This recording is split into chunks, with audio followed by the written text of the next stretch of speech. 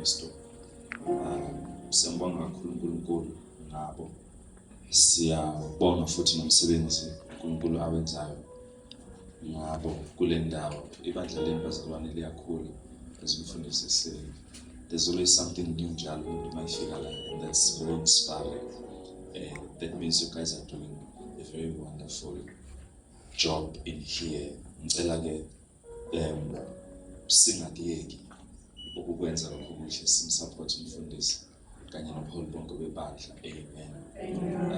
Umfundisi ke umhlobo wami, and I thank God for him for many things. Amen. Amen. Umfundisi abazalwane bakho banomona mangithi umhlobo wami. Umfundisi Amen. Amen. Siyabonga kakhulu, and uNkulunkulu usithembile sonke ngaye.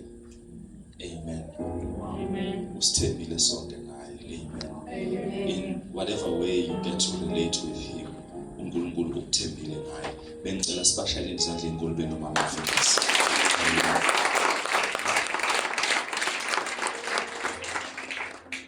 Ngicela ukubingelela zonke izinceku nezincekukazi zikaNkulunkulu.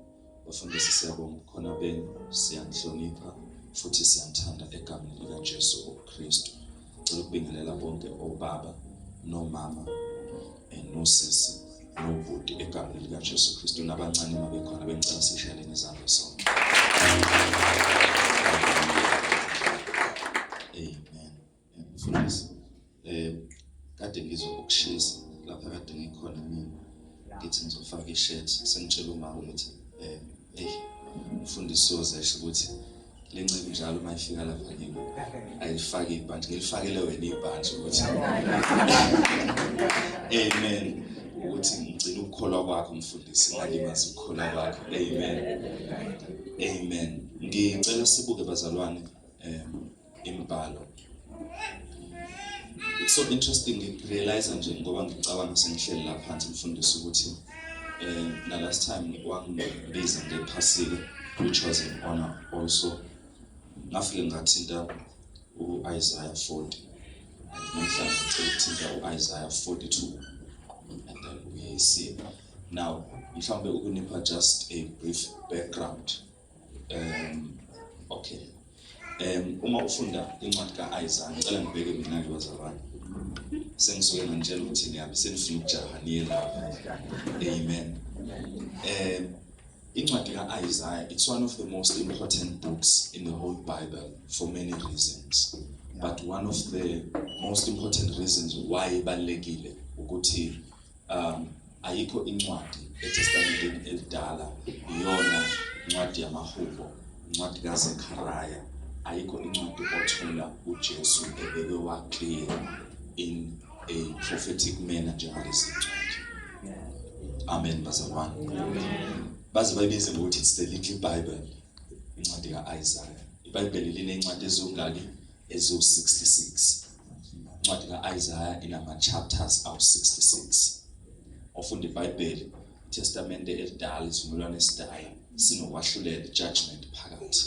Often the first 39 chapters of the book of Isaiah, God is judging the nation of Israel. But the moment you read from chapter 40 to 66, it's the upcoming glory, which in there you get to find promises and prophecies God Jesus Christ. Even before that, you have Isaiah chapter 9, you have Isaiah chapter 6, where some things are clearly said about Jesus Christ. Mawufunda Isaiah 40 to 55, it's a poem in actual fact. So masithi ke i-poem in literature akusikho lokhu esikhayayo masisuke sila. But when you say something is poetic, you are referring to the literature style of it, indlela ekubhalwe ngayo. Umbhali chooses to use figurative terms in conveying umlayezo. Imbongi ingathi izositshela ngokufa, ingafike ikhulume ngokufa la. Sikhulume ngesela, size sibone ukuthi hayi lo ntshontshayo ukufa. Oh yeah. So it's that style esisuke sirefera kuyo masithi into eseBhayibhelini. It's poetic. You have books that are poetic in the Bible. The book of Psalms, we call them the books of wisdom. Proverbs, you have lezo zincwadi zinamaculo zinemthandazo, but we still refer to them as poetic books. So chapter 40 to chapter 55 ka-Isaiah chooses to use a style. It was very prophetic, very one steep and deep text that is egcwele amazwi prophet. Amen bathandekayo. So mangabe ke ubuka uyabona ukuthi umbhali oku-Isaiah esikholelwa ukuthi u-Isaiah enye izinto eyenzakalayo uNkulunkulu la usuke emtshengise ubukhulu nobuhle benkazimulo ezayo. Yeah. Because u-Isaiah sizokhumbula ukuthi ubizwa ngesikhathi isizwe sikaNkulunkulu sisebumnyameni. Mawufunda lezi incwadi okuthiwa zabaprofethi noma abaprofethi nje beTestament elidala, abanye babo they lived at the same time. They were contemporaries. Ushuthi baphile ngesikhathi esifanayo. But you would remember ukuthi ngalesi sikhathi isizwe sikaNkulunkulu sesihlukene phakathi, ama-tribes sesihlukene phakathi. Sekukhona uprofethi waseJerusalem bese kuba khona uprofethi okuthiwa Israel. So you have at this time 3 major prophets. Ezekiel was a contemporary of Isaiah, though beshana nga 3-5 years in their writings, but they were contemporaries. That's why Ezekiel writes for the southern kingdom. Amen. But then you have also Jeremiah, who preceded him but also lived long to see Isaiah. Okay. Amen. And then Isaiah he is a prophet that is called for the Jerusalem. Okay, akengichazele iqala kancane. Ama-tribes la siyakhuluma bazwana ukuthi awu-12 angithi amagama awo awathole emagameni amadodana kaJakobe angithi bazalwane, bese uma ewu-12 ekhanda isizwe sika-Israel. So enye izinto eyenzakalayo kuba ukuthi after some time, after uKing Solomon, umbuso wahlukana phakathi, because uKing Solomon wenza into uNkulunkulu ayethi ayingenziwa ukuba ukhonzwe abanye onkulunkulu ngesikhathi sakhe. We always say King Saul or King Solomon was a very wise king, but enye indlela asebenzisa ngayo ubuhlakani ukuthi he is the only king ongalwangaphi eBhayibhelini. Yethu ubaba wakhe walizinto eziningi, but ayikho ngisho imbe yodwa eyalwa uKing Solomon because wayihlakaniphile. Manje ngikutshela ukuthi ukuhlakanipha wakho wakwenza kanjani ukuze angani. Now if ufuna ukulwa nami ngiyinkosi yakwesinye isizwe, kwakufanele wazi ukuthi awulwi nami kuphela but ulwa noNkulunkulu bami noma noNkulunkulu wami. And so uma ufika uthi uzolwa nami, uthi uma uyafika uthola ukuthi nginoNkulunkulu ofanayo nowakho, ongenalo ilungelo lokumthinta. Mawufunda uzothuka King Solomon had how many wives? 700 wives. And he had 300 concubines. Onke lamakhosikazi, omunye wayebuza ukuthi amangaka amakhosikazi siphi isidingo sawo. It was his wisdom to avoid ama-wars, because wayebathatha labo lamakhosikazi esondela athi akeze noNkulunkulu bendlu kababa wakhe. Uma ke intombazane iphuma yoshada ngalesi sikhathi, babe iphathisa uNkulunkulu bakubo, bathamba nabo afika bakhandela i-altar ngasekhaya. Wakwenza nangalokho which uNkulunkulu kwamnenga, because uNkulunkulu wathi angazi ngiyivumele lento. But this guy avoided wars, yet he lost God. Amen. So that's why as much as Solomon was the wisest in the Old Testament, but he is not the wisdom of God. Amen. As much as wayehlakaniphile, but wayengahlakaniphelanga ukuba ukuhlakanipha kaNkulunkulu. He himself writes in Proverbs chapter 8 ukuthi the actual instrument of wisdom was the one that God used in creation. And he says, ngiyamthanda uverse 1 ka Proverbs chapter 8 uthi listen as knowledge calls out, hear as understanding raises her voice. So that tells you that this is somebody who knew that you may have knowledge but you may not be wise. You may lack understanding, but unalo ulwazi. unalo lonke ulwazi but ushode ngokuqonda, because ukuqonda bazalwane ukwazi ukubaleka kwenzinto. So what happens then is that sesihlukene isizwe. That's why you get to have abaprofeti abakhona eBhayibhelini, but uzwa nje ama-callings wabo. Laba baseJerusalem, they were so arrogant. Angithi babezibona ngathi ngoba ithempeli beliseJerusalem ibona abangcwele, ibona aba-right. So uNkulunkulu umprofeti amvusa khona, umvusa bese mfaka ishame okuyena Ezekiel, rather uIsaiah. And one time uNkulunkulu wamkalela isikhathi wathi akakhumule impahla zakhe ahambe nqunu for a very long time, ahambe memezela. And uNkulunkulu wathi batshela ukuthi banje bona. Now these are people abanama committees, abanama Sadducees, abanabaFarisi, abaneSanhedrin ebhekele indaba zesizwe, but bane status, banemali, but yethu uNkulunkulu uthi batshela ukuthi banqunu, batshela ngomprofeti. Mangabe bizo Ezekiel uzomtshela ukuthi labe ngubizelelo nabanebunze eqinile, but nawe ngilenzile lakho laqina njengabo. It's because ubalela laba bantu abasala nalabo uNkulunkulu abafika nalabo umama bakaSolomon bakhetha ukuqinisa ikhanda beqinisa against uNkulunkulu. So mase kufika kweNew Testament kukhona igama elingekho kwiTestament elidala, igama Jew, umJuda.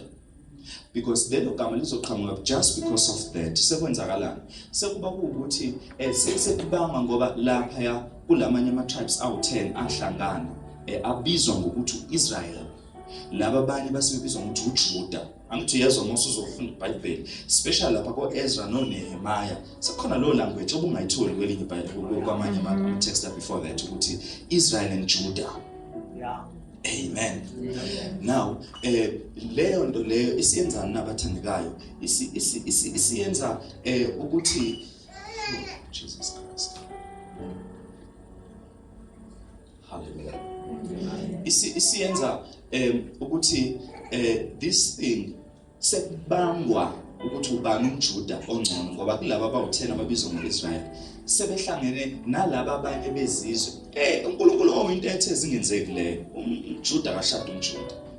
umJuda akangashada wezizwe. Umuntu owayengasiyo umJuda wayamukeleka, by the way, bazalwane, ekubeni umJuda, but wayebizwa ngeproselyte. So bekuba neprocess ethile abakufaka ngayo kwi-covenant. Yeah. Now at this time then we have to understand that when hallelujah. Amen. Hallelujah. Amen. Nithule kamnandi bazalwane, and umfundisi utheni nobusuku bonke. So enye izinto abanayo laba bantu baseJerusalem yinto yokuthi bona banoNkulunkulu. KubaJuda iTemple, it was so important. I always say there are two things in possession that the Jews had that were very important. It was Torah and Temple. Two things. By way of beliefs, they had two beliefs that were key: monotheism and election. One people of one God. Social local statement. Monotheism is a belief in the existence and worshiping one God.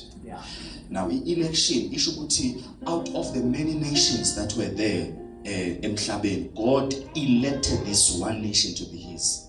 And they valued that as a belief. That was their heritage. Into ababezigqaja ngayo leyo ukuthi singabaka uNkulunkulu noNkulunkulu ngowethu yedwa. Asikho isizwe ongahamba kusufike sithi uyawo uNkulunkulu waso. It was these people. So in Jerusalem ngalesi sikhathi, though there was no glory in the temple anymore, but they believed and hoped. Hallelujah. Babe nethemba lokuthi uNkulunkulu usazoyibuyisela inkazimulo. Mawuzwa iprofeto zakhona uyayizwa ukuthi hallelujah. Can I say something like this propheto esilapha kuNahum? Esithi the Lord will soon shake the heavens and the earth. Can I say something there? By the way, asisho lokho esicabanga. Itempeli kulaba bantu, one, itempeli beliba itempeli ngani because bekuba nokukhona bukaNkulunkulu. Khona bathandekayo obebuba ngeark uNkulunkulu aveze lento ekuthiwa iShekinah glory, visible glory. Yeah. wakuthiwa kuphuma umlilo ushone phezulu kubonakala bese abantwana bakaNkulunkulu bese beyabona ukuthi uNkulunkulu ukhona indeed. Now what had happened for these people, mfundisi, the temple was where heaven and earth met. Yeah. It was where the temple collided. Okay. Amen. So ama beliefs nama systems wabo wonke ayebekelwe kuleli temple. So when the prophet figure and behold, the Lord is about to shake the heavens and earth. Yeah. What these people knew was that what was important about the physical temple was about to fade away. Kwase kuzophela. Bona mabeyitshela lokho bayitshela ukuthi uNkulunkulu uzonyakazisa nje izisekelo zabo. By the way, the second temple kwathatha 40 years ukulikhanda. Amen. So uyacabanga ukuthi bamuzwa nje uNkulunkulu ukuthi uNkulunkulu uzonyakazisa lento ethatha 40 years ukuyikhanda. But God was saying ama beliefs nezinto esinizibona eziyigugu nayibeka ku physical structure ngizoyishake. And mase ngishake I will do a new thing. Can I also explain that statement? Ngoba ngiyazi siyasithanda bazalwane. Nawe nje uNkulunkulu mayikhiphela kwi-page elisha. Uvela uthi uNkulunkulu behold the Lord is doing a new thing. When right bazalwane usuke enza into entsha but hayi ukuthi kuleli ake ngichaze leli verse ukuthi lento entsha yini. These people remember a belief yabenkulu yini. It's what monotheism and election, one people but one God. So they always thought they were special. So when the Bible speaks about a new thing, it speaks about a new creation, Jew and Gentile, male and female. Amen. It speaks about a new creation. So a new thing that was to be made in a small that is made of Jew and Gentile.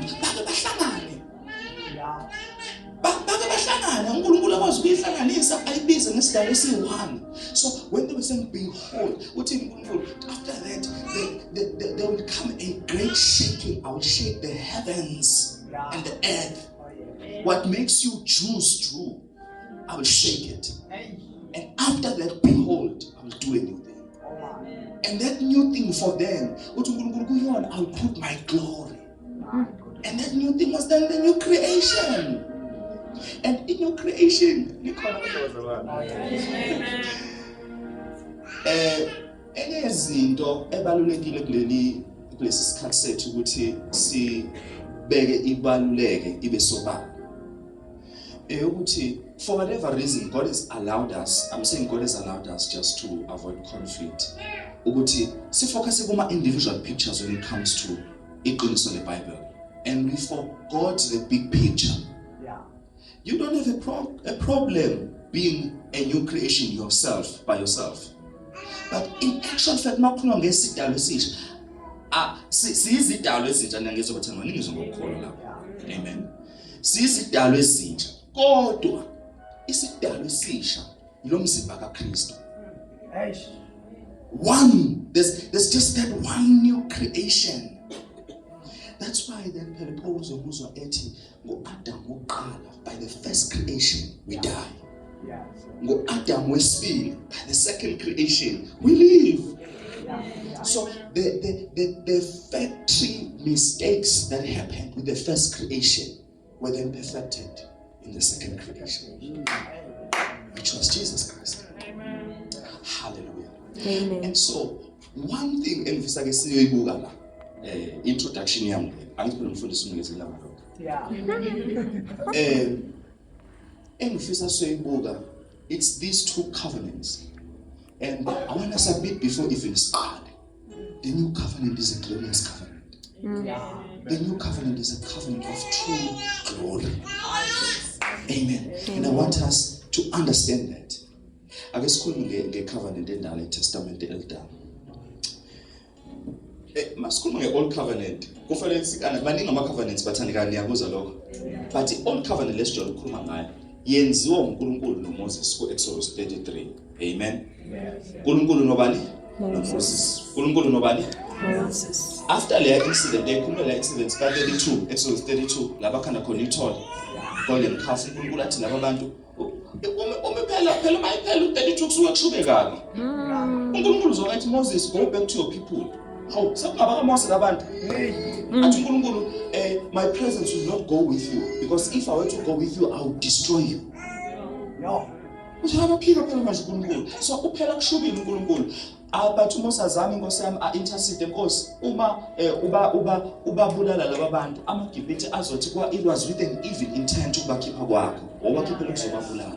Khumbula inkosi lithi iBhayibheli langempela uNkulunkulu waligodla lakhe. Then mase befika ku-33 uMose usethi ngicela ukubona inkazimulo yakho. Singawakhohlwa ke lawo mazwi.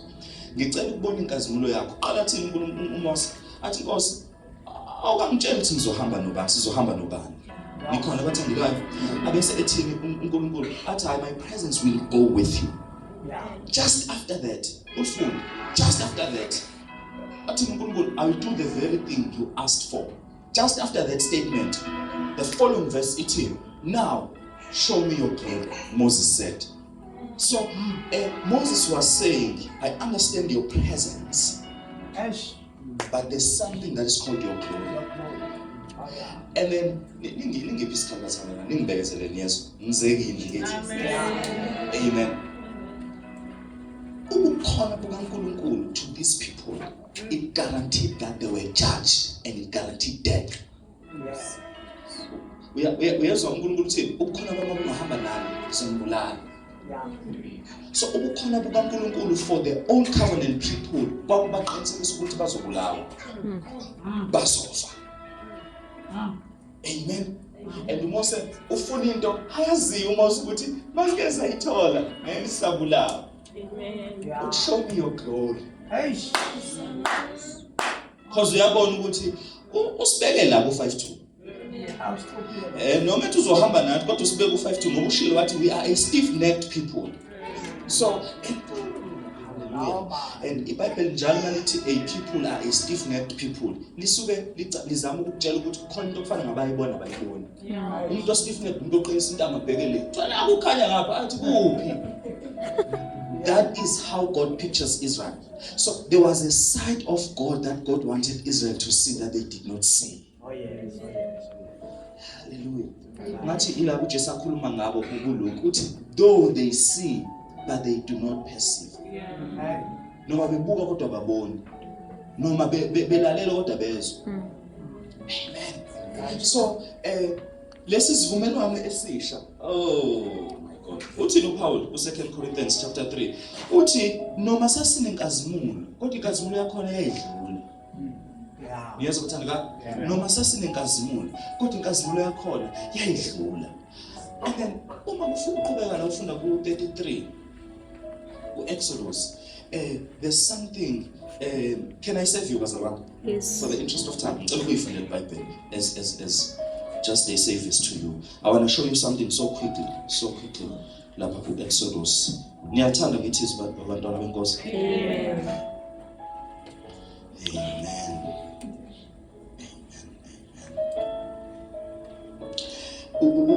Exodus 33 verse 18 wakhona.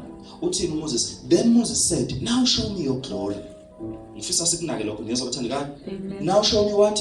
Your glory. Verse 19 bese thini? uMoses uceleni laba zabantu ngifisa sivumelane. Ucela ukubonana uMoses? Inkazimulo. Right bazalwane?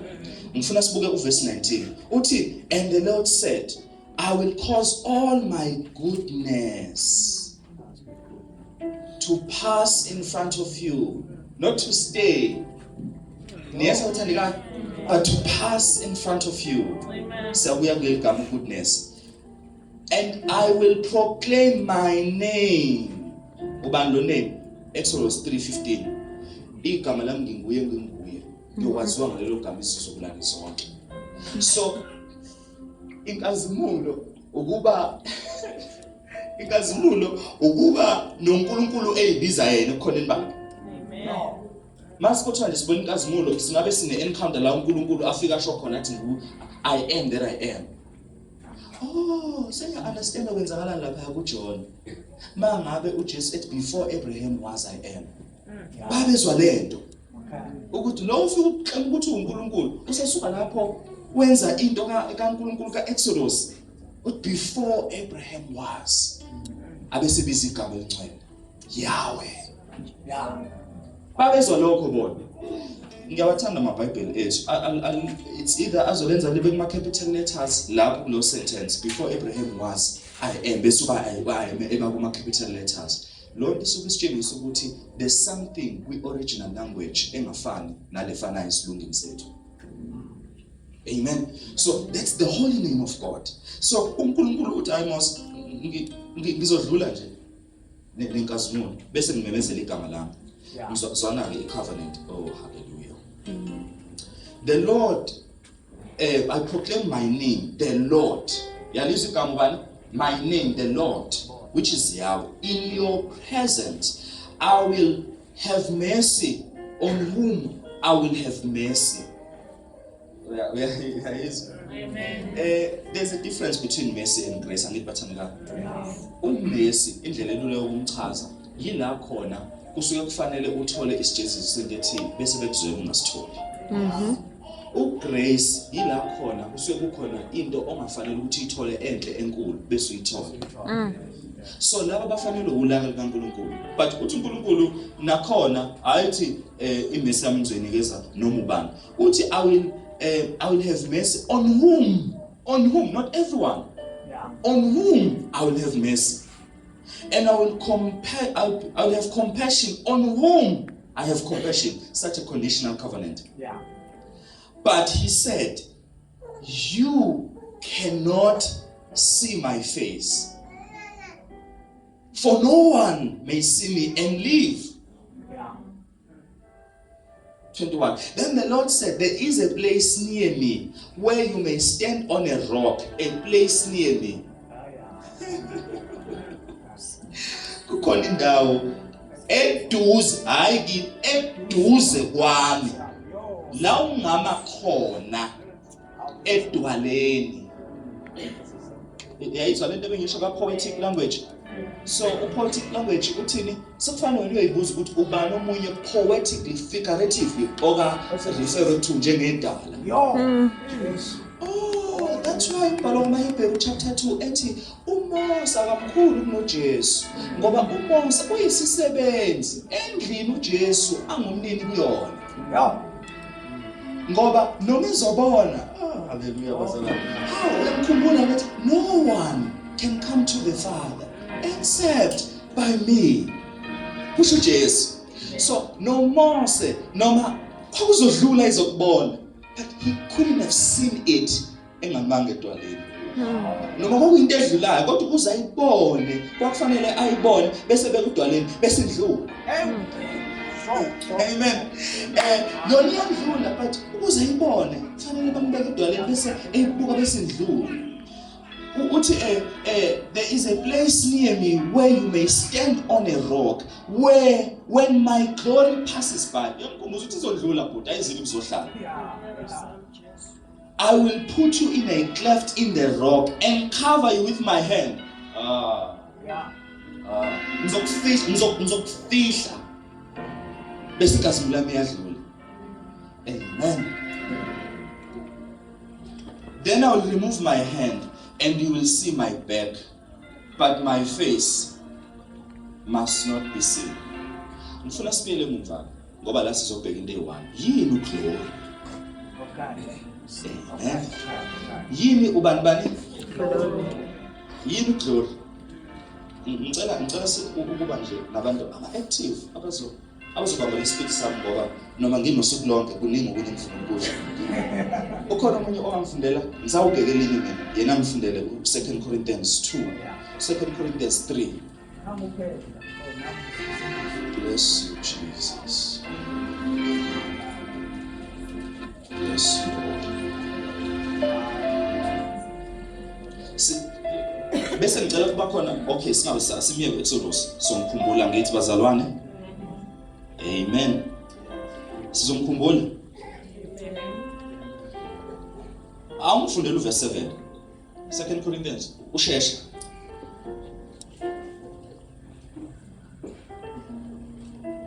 There's such a beautiful aroma of Christ in this place tonight. Such a beautiful aroma of Christ. Amen. Oh, akakathole zomfundela bazalwane. Ake sibuke la. Uthi now if the ministry that brought death. Yeah. Manje ukhuluma ngeministry, ukhuluma ngenkonzo, ukhuluma nge-old covenant, which was engraved in letters of stone. Uyayikhumbula? Angithi kwakuzokhanda yona phela i-covenant ngesikhathi uMose ku-32 wayeqeda ukubhalela umthetho. Usathi uNkulunkulu weMose, khona into enzakala lapha ezansi nje kula entabeni wena. Zize ikhanda ithole lele golden calf. Khona into enzakala lapha. Mayifika uMose wacasuka wayishaya phansi lemithetho. Yeah. Amen.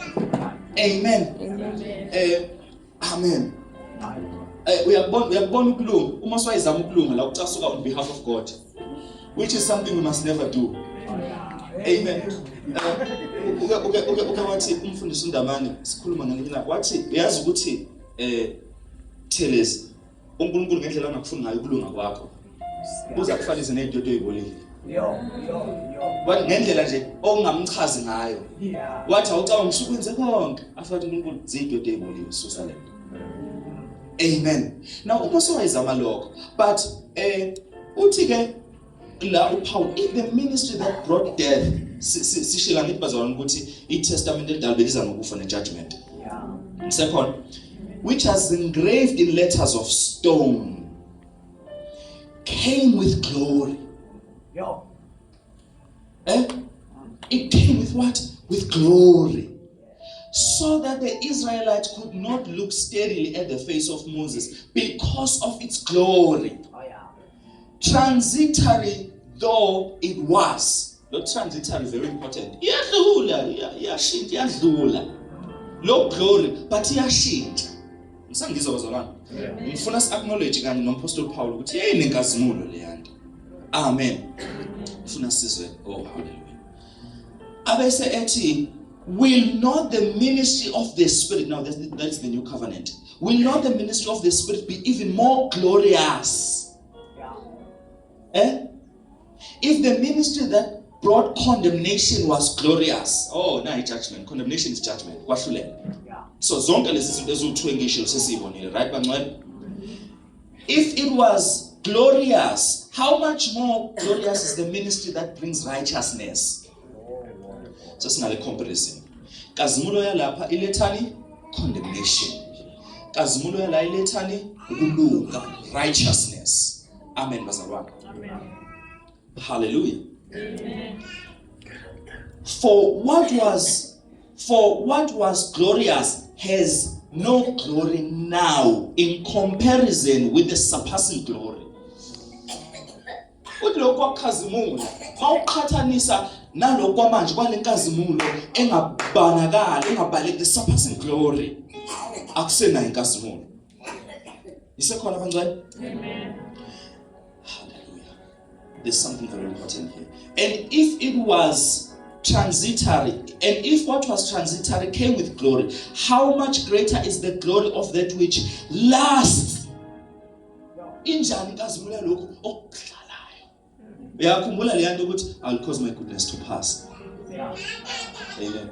Khona sengiphakathi nentshumayelo yami noma ke sengiyiqhamukele next door. Ngizoyenza ihlale le. But lapha bekuthiwani I'll cause my goodness to pass. When my glory passes by.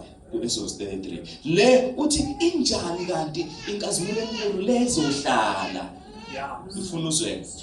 Therefore uthi uPaul uma ukhona therefore sukuthi on the basis of what has been already said.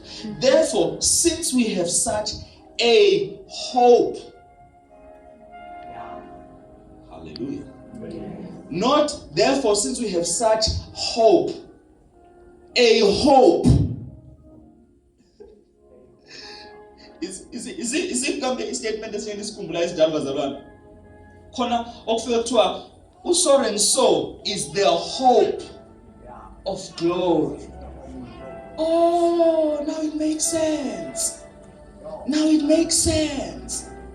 So we hope for glory because of that one person. So he is the hope of glory. La uma kuzokhulunywa ngoglory nako ukuthi kuyabalwa ukuthi kukhona ukwahlulela, kukhona condemnation, kukhona ukulunga. Khona okudlulayo okuyinkazimulo kodwa kuza nokwahlulela. Khona okuyinkazimulo okuthiwa kuyalast okuza nokulunga. Let's go back and investigate then what is glory. Let's go back to Exodus chapter 33. Lord, we thank you. Lord, we thank you. Can you say, Lord, we thank you? Lord, we thank you. Lord, we thank you. Lord, we thank you. Aspinde sisho bazalwane, Lord, we thank you. Lord, we thank you. I bless your name, Jesus. I bless your name.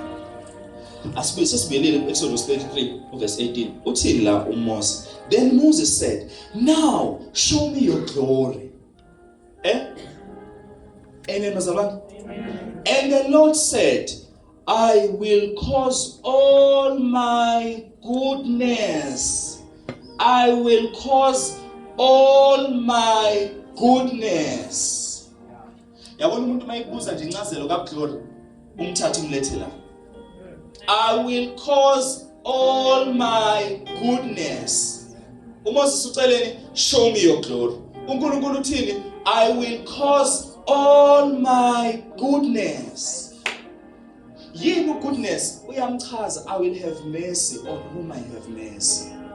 I will have compassion on whom I have compassion. Hallelujah. Hallelujah, bazalwane. Nilifundile leli verse le uJohn chapter 1. Bazalwane. Lazi lamnandi iBhayibheli limnandi. Limnandi bazalwane. Amen. Oh, hallelujah. Ungathi abazalwane bayasho ukuthi lencebo ngathi silikhuthalele kakhulu izwi. Fundiswa shilo wathi ayiganiwe.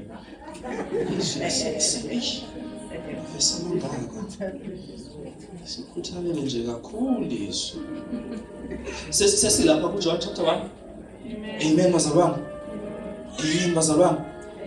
U14 wakhona. The word became flesh. The word became what? Flesh. Oh, hallelujah. And made his dwelling among us. It wasn't passing. It wasn't passing. It wasn't passing.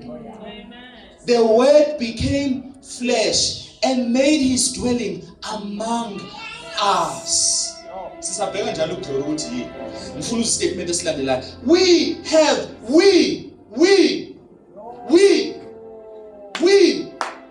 sonke, we, not on whom I have mercy, but we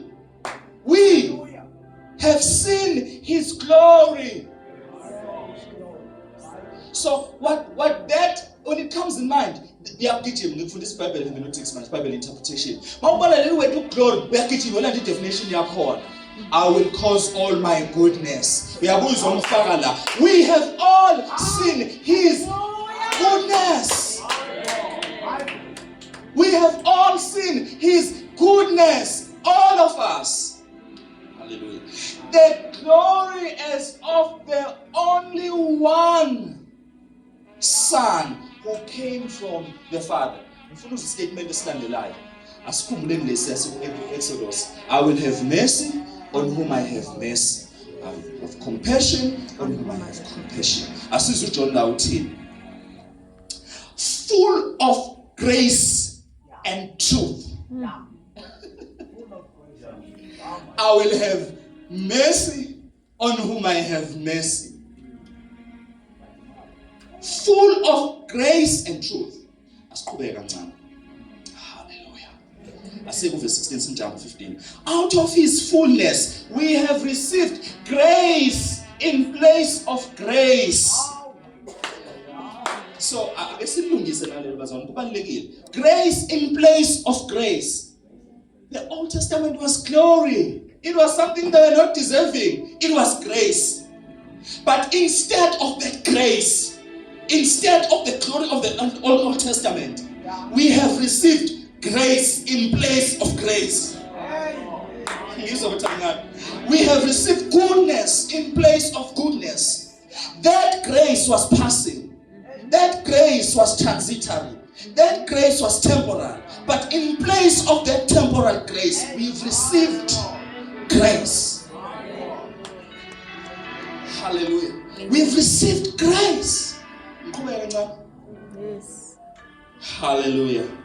Hey, kukhona icebo lithi ilona ke linandiye ilizilo kuphila ilona ke linandiye ilizilo.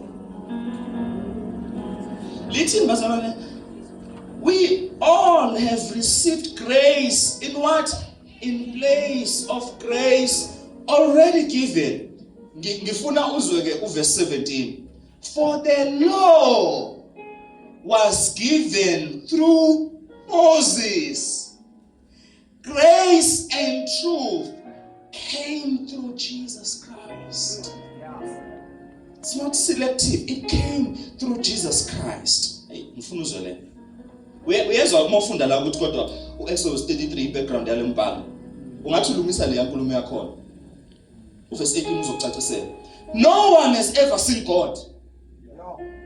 Ushila ngithi ngani? No one can see me. So no one has ever seen God. But ushila ngithi vele bathandikazi. Akekho ongambona. But uJohn sebuya usethi but. Angithi bazona safundisa ukuthi makuno but there is a change of statement. Yes. No one has ever seen God. Niyangibona nje ngifika la bazona nonke ngithi kade kukhona uMengameli Ramaphosa akekho umbonile. Kodwa wonke umuntu uphakamisa amehlo. Uthi ukodwa. No one has ever seen God but the one and only Son. Asikhumbuleke bazalwane igama uSon ukuthi lisho ukuthini. Woveza nginodana kaButhelezi ngoba biologically ngiveza uButhelezi. Woveza ubani? Usource wakhe. So the word father in Greek it's the word pater, which means source. So you are a son of, or so and so is your father. You are simply saying he is my source. That's why we refer to God as God the source, God the Father. Amen. So, hallelujah. Amen. Hallelujah. Oh, Jesus Christ. The only Son, who is himself God. Who is himself God. Yena onguNkulunkulu. Yena onguNkulunkulu. Ufuna nizwe lokho ngabathandekayo. And is in closest relationship. Niyazwa bathandekayo. Ake ngikhothele futhi lo in closest relationship uphendulana. Lithi ku-32 Moses spoke to God face to face. Khona into abalekile lapha. As a friend to a friend. Not that God was a friend to Moses. But kuyaqhathaniswa as kusho ukuthi indlela ababekhuluma ngayo ungathi wena ngoba umuntu ekhuluma nomhlobo wakhe bese ukwazi ukubuka indlela uNkulunkulu ayikhuluma ngayo noMoses, not because babe abangani. So la kuthiwa Jesus is in the closest. Firstly, who himself is God, as in and is in the closest relationship with God. So what I want us to see here is that there's a change of the fabric here. Yonke into ishintshile la. Yonke into ishintshile. Isivumelwano isidala sinento endlulayo. Kazulu yakho niyandla. Mfusa sithandaze nganawo umbuzo. Simpho isivumelwano esisha. Let's go to Isaiah chapter 42. Hallelujah. None beside you, Lord. 42. Sengifike. Oh, Jesus. Sengifike bazalwane. Amen. Ngithanda ukufundela namhlanje. Amen. Ngifuna sizwe lapha. Sikhumbule ngithi sakhumbula lokho sikushilo ukuthi ukhuluka kuyaprofetha la ilanguage yakho it's poetic. Angithi bangcwele. Uverse 1 lakhona. Here is my servant whom I uphold. Nakhona malamazi mawalalele kwalalesisi uzowezwa ukuthi akhuluma ngombhabhadiso. kaJohn ebhapatisa uJesu. Whom I uphold, my chosen one, in whom I delight. Oh, so last sitshelwa ngumuntu uNkulunkulu adelight again. I will, yabo lo I will ukutshela ukuthi is prophet ngithi neso bathandekayo. I will put my spirit on him. The spirit of the Lord is upon me.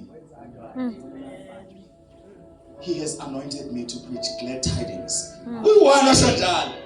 So bonke laba abanye umoya kaNkulunkulu bawuthola ngoba bakuye. Uyiwana wanikeza umoya kaNkulunkulu. I will put my spirit on him and he will bring justice to the nations. So lethu kulungiswa. That's the kingdom.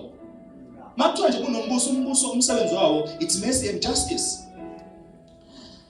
He will not shout or cry out or raise his voice in the streets. Uyamuzwa uJesu uyayithinda le ndaba kumephi bazalwane? Sayikhumbula ukuthi ngeke aze amemeze, wayengafanele aze amemeze. Amen. Okay, let's a bruised reed he will not break. A smoldering wick he will not snuff out. In faithfulness he will bring forth justice.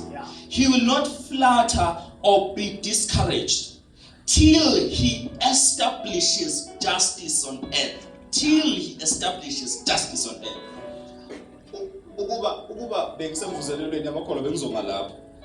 Till he what establishes what justice uphi on earth. Till he establishes justice. So thina bazalwane, thina sengisho thina ngithi siyahleba namhlanje sikhulumeza sekhaya. Asibizelwanga ukubaleka siyezulwini. God wants to establish a kingdom through us. When you pray, say, Our Father, thy will be done. Thy kingdom come on earth. I said kingdom what? Is justice. So, njalo mawuzwa nje kama kingdom, think justice or mercy. Thy justice come on earth as it is on heaven. So till he establishes justice, till kuba nobulungiswa, till umhlaba ufunctiona ngaleyo ndlela yakhe, akasho ukuthi occupy until I fetch you, occupy till I come. Umhlaba bezalwane uthi Psalms 24 umhlaba ungoka Jehova ngokugcwala kwawo nabo bonke abakhile ezweni. So God has not disowned the earth, but God has caused has brought a solution for the earth. Yini solution? Behold, after shaking the new heavens, I will do a new thing. I will fix the factory problem that happened with the new creation, and I will bring another creation, and they will fulfill the Genesis mandate of populating, multiplying. Imagine that multiplier ama Jesus likes. These are people that are full of love. These are people that are full of grace. These are people that are full of truth. These are people that are full of the Spirit of God. They are Christ-like. And John says, so as Christ in heaven, so are we here. What are we? We are a kingdom. And John says the kingdom of God has been suffering violence. And the violent are taking it by force. That's why Jesus, after bakhwalisile umashalahande uthi uJesu kuthi ku-Acts chapter 1 uthi hlalani eJerusalem nize nibaptizwe amandla, because I have a work for you. Anginikeza amandla ukuthi nishiye umhlaba. You have a mission. Something must be done. We are bringing a kingdom. You are an army, and I will give you a spirit, and you will not have a spirit of fear, but a spirit of love and a sound mind. He says, when the Spirit has come upon you, go into all the earth and make disciples. So long time is started and said, that is your mission. We are taking it by violence.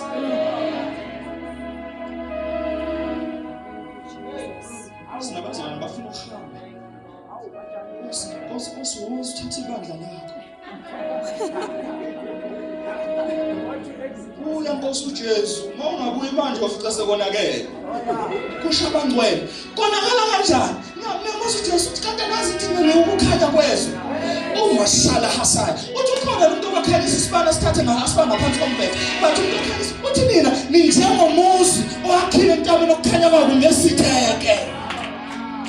We are called for this planet. We are called for this earth. But we need to be the full manifestation of the new creation. Hallelujah. But because I is man. Because you will not come a call of Wednesday, go Pella and Amakola, they'll always be there. It's been 2,000 years I want to mention all. When I opulate 50 years, so as to tell you, I let Jessa, why would you do it? Hey, you are getting closer to him day by day. Sio mangelina ngasime mngcwele wakho sithi hayi usibani uhambile makade wazana noJesu. That very moment you will be with him. Uyobusibuka uhleke usulu ukuthi kodwa bakithi base bangibambisela engabe banye bawulanda abanye abazofika beze sihlala lapho kumnandi khona kanjena, because you will be in a much more different reality. Yokusentweni engcono. Amen bazalwane. Yokusentweni engcono. Into engcono eyokwenza ukufa ungakusabi. Into esabisa ngokufa indlela yokufa. But there's nothing we should fear about death, especially when we are in Jesus. Paul says, absent in the body, but present with the Lord. He says, let God be worshipped now as always in my body, whether by life or by death.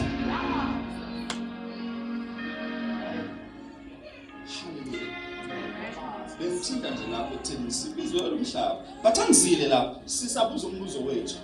Phose yini isivumelwano esisha? Hallelujah. Amen. Till he establishes justice on earth. In his teaching, the islands will put their hope. Indawo engenamanzi ayifundisweni zakhe zobeka ithemba lazo. Indawo ezugwadule. Awusamkhumbula u2 Corinthians simfundile chapter 3. Therefore, since we have a hope. Ngathi lo muntu kwayifunda lencwadi. Indawo ezilugwadule ziyawubeka ezifundisweni zakhe ukwethemba kwazo. Hallelujah. Oh, we bless you. Jesus. This is what God the Lord says, the creator of the heavens, who stretches them out, who spreads out the earth with all that springs from it, who gives breath to its people and life to those who walk on it. I, the Lord, have called you in righteousness. I will take hold of you, of your hand. I will keep you and make you to be a covenant for the people and a light for Gentiles. Angizwanga mina. Yibo ngizwanga.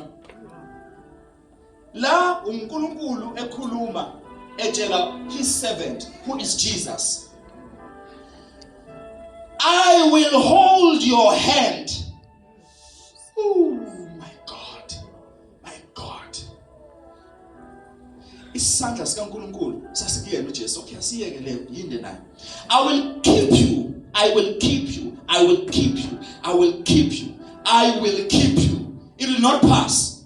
Yaweza lamas. Mangena hamba nana will destroy you. But that one, I will keep you. I will keep you. Not that if my presence goes with you, I will destroy you. But that one, I will keep you. I will keep you. Oh, that's why Jesus. Oh my God. Okholwayo. Mayegim noma efa wophila. He's remembering this keeping promise. I will keep you. So, oh,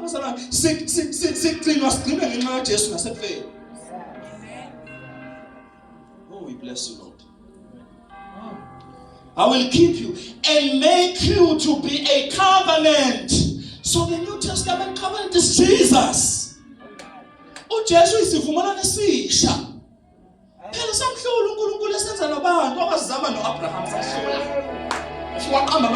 waphila unkosikazi wakhe waba uNkulunkulu amwazi kusebenza ngoba unamanga ngoba. Amen. Waba impatient uNkulunkulu emnikeza izethembiso.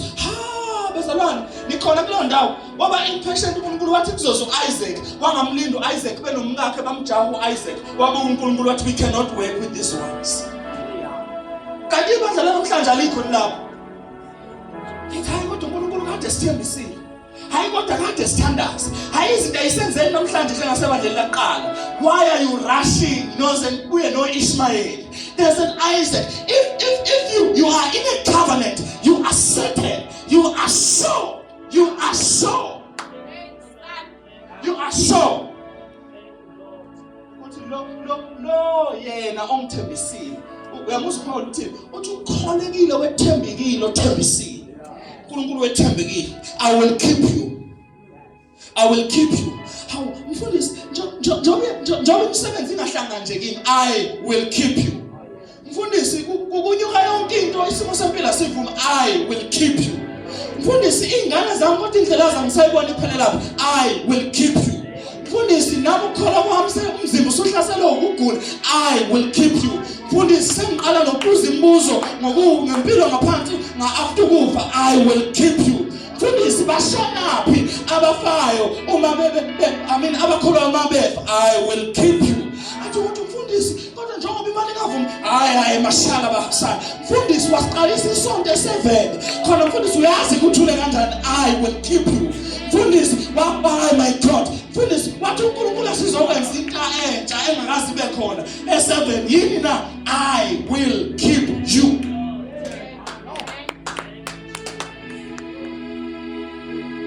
Umzulu uthi ngaphezulu indawo ezulu ugwadule ezimfundisweni zakhe siyathola ithemba.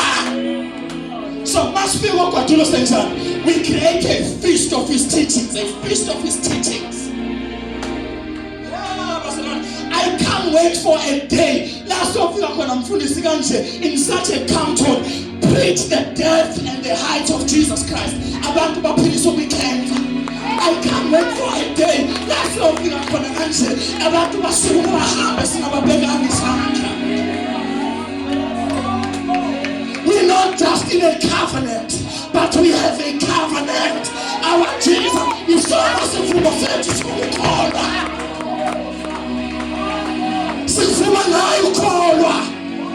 Hayi ngabe sesawa, ngabe sesafa, ngabe sesaphika.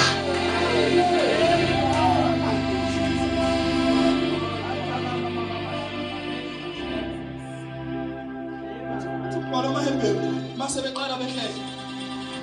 Uthi mandebesela impilo, mandebesela insindiso eyashinyelwa yinkosi. Yafakazelwa ngezibonakaliso nabo bonke abamzwayo niyawusizwa yini na bese thiini ku chapter 12 athi hambani nibhekile kuyo Jesu yena engumqalisi nomphelelisi okukholwa kwethu. Ningamvumela ngede eBhayibhelini kancane. Hambani nibhekile kuyo Jesu engumqalisi nomulonji wokukholwa kwenu. In between the starting and the finish there's an I will keep you there. I will keep you there. I will keep you there. Waqala uJesu khona akaqalanga uthaseke abemazalwane akayinkoqela bathandekayo masikholwa. Please sisazongcoba abathandiweyo bethu sibanqobe sisenkosini but I will keep you. Sizazobeka amaphakathi wethu sizazobeka amabhokisi abantu esibathandileyo but there's an I will keep you there. I will keep you. Bahambile bathandayo but I will keep you. Jesus ashiya. Jesus. He's our covenant. Isivumelwano sethu. Isivumelwano sethu. Kodwa sothi elithi kaya ngesina Jesu. Ngayaphi mangenayo Jesu? Uthi oh my God, uphilo obulijeni. Impilo nje. Ngingayaphi mangenayo Jesu? Bafowethu, asenzele ama conferences amaphasika amahle. Siwenze bonke sizothokoza ukukholwa kuNkulunkulu. Now we not forget our covenant. May we not forget our covenant. Let's not say it's about Jesus and not meaning it. When I say it's about Jesus, let there be an agreement between my mouth and heart.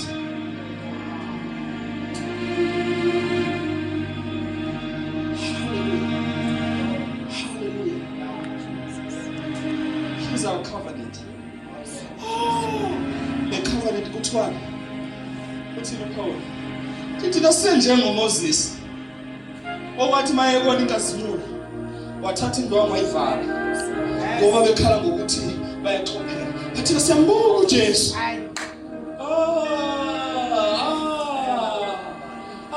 Siyambonga uJesu. Kunento ngoJesu. Ngicela ukuthi awalizela ngabekisa ngiyacela. Asheshe. Ngicela ube khona lapho sisi. Ngicela ube khona lapho. Thank you so much. Now, indlela simbonga ngayo uJesu bazalwane. Siyambonga uJesu. And ngesikhathi simbonga uJesu, simbonga nangu uJesu. Nangu mina ngikholwa namhlanje. Nakho mina ngisogwadula, kodwa ngingayekile ukufaka imfundiso zikaJesu ezilithemba la. Nakho mina ngivuka ngakusasa ngithi kodwa ngathi ngibona kangcono kunayisona. Mfundisi, isiphelile yini cancer semzimbeni? Cha, kodwa ngathi uJesu uyakhanya namhlanje ngosuku lwesithathu. Mfundisi, sekukhona yini ukudla efrijini? Akabi khona, kodwa ngathi uJesu sengibona kangcono. Abesethi, hayi, lolu sizano lululana, alunakulinganiswa nenkazimulo esazokwambuka. Atakabonakala sewayikhona, but mhlazane vela yena, we shall be transfigured and be like him.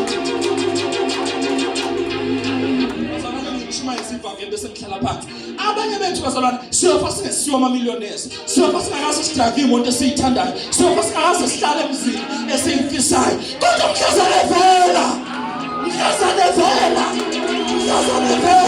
siyawufaniswa naye, siyawubizwa nabanqobi. Bheka ukufa kuyabe kungasenamandla.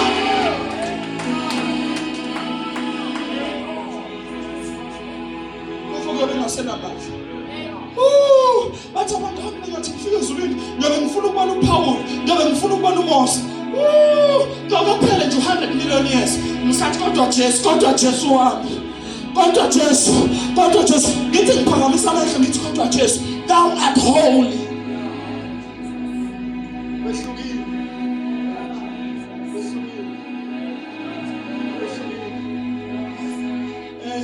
Jesu bazalwane, yachopha yena. Uthi Hebrews, he is the exact radiance of the Father. Yabenyezela yena masimbuka njengaleli la. Kodwa simsingi ilanga nelanga. Sisondela ngokuyena simsingi. Aphela amandla. Basihleka basizwa sithi siyakholwa. Basihleka basizwa sithi singabanqobi. Basihleka basizwa sithi thina we are the heads not the tails. Bathi impilo yethu kodwa simsingi ilanga nelanga.